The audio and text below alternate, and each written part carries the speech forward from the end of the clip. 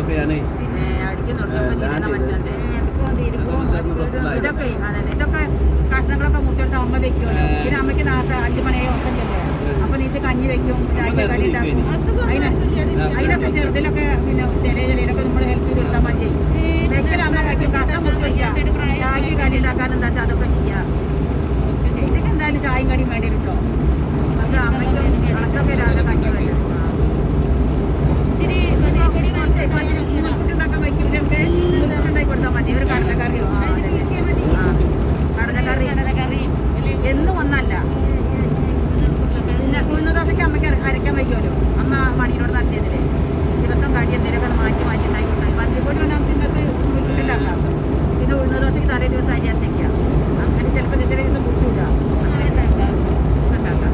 കുട്ടിക്ക് ഇഷ്ടമുണ്ടാക്കാം. അമ്മ പോയ കിടക്കാറ് ഓനെ എപ്പോഴും ചിക്കൻ വേണം കേട്ടോ. അത് മറക്കരുത്. ചിക്കൻ്റെ ആളാണോ? അതൊക്കെ അമ്മ വരട്ടി ഓനത് ആ സോസ് വെച്ച് തിന്നാനാണ്.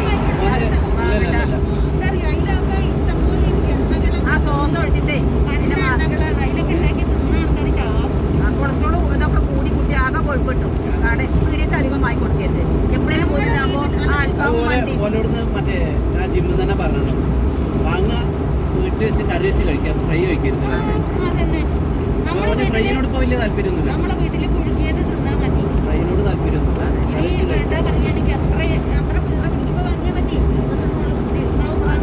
ഞാൻ മധുരം ഉപയോഗിക്കുന്നില്ല, ചായ ഉപയോഗിക്കുന്നില്ല. ചായക്ക് വല്ല നമ്മൾ നിർബന്ധിച്ച മാത്രം വേണ്ടാറെ ജിമ്മിൽ പോയാൽ പോലെ ഭക്ഷണം കൊഴുപ്പ് കുറേ വരുന്നു. അനാവശ്യമായിട്ടുള്ള കുറേ കാര്യങ്ങൾ ഒഴിവാക്കി നമ്മളെ വീട്ടിൽ കുറച്ച് രുചി കുറഞ്ഞാൽ കേട് കിട്ടില്ല. മറ്റേ പീടിയത്തെ എണ്ണയൊക്കെ പലതുകൊണ്ടേ ഉണ്ടാക്കിയതിൻ്റെ പഴകിയതും ഉണ്ടാവും. എണ്ണക്കടികളും വെള്ളം പലഹാരങ്ങളും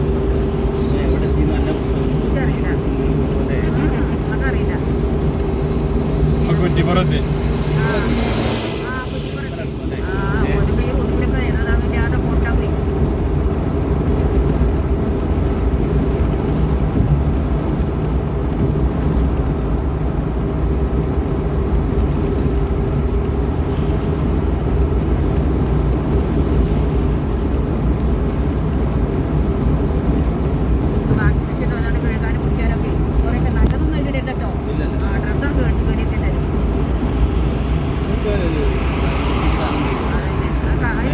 അതിന് തീരുമാനം ചപ്പുംചോറേ പറ്റും.